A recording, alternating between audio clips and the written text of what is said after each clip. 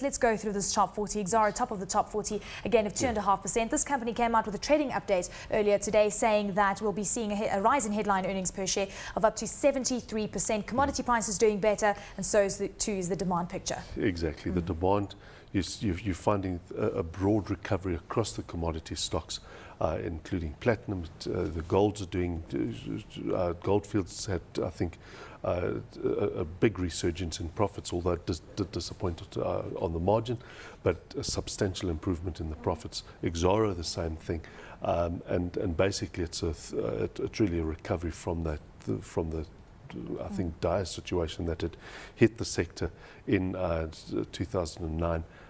Rebound there, and I think across the board you're seeing it. What is interesting is the disappointment that we're starting to see in the banks.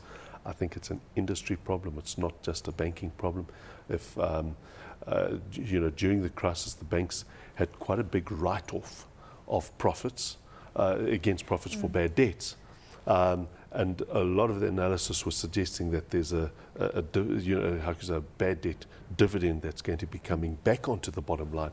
But what was missed was the fact that the top line has been neglected, and banks have to run to stand still, and there's been a degradation of the books of the banks. They didn't lend.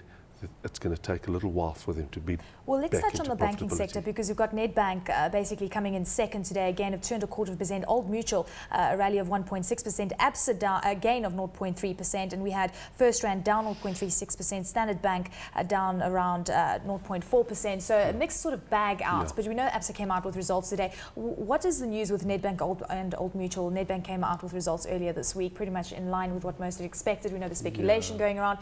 Which of the banks are you looking at right now as a great investment opportunity, Chris?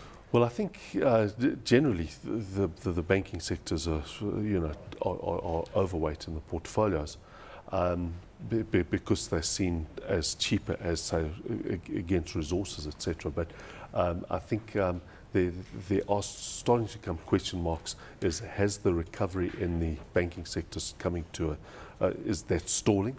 And that would be the concern. Is the value there in terms of forward-looking earnings? And I suspect what we're going to start seeing is quite a few downgrades in earning outlooks coming through as far as the banking sector is concerned. They do need to start lending again, and I think they're still quite cautious in relation to the rest of the economy. If they don't lend, they don't have a profit basis going forward. It's really just a short-term thing that they'll get on from the point of view of not lending. Chris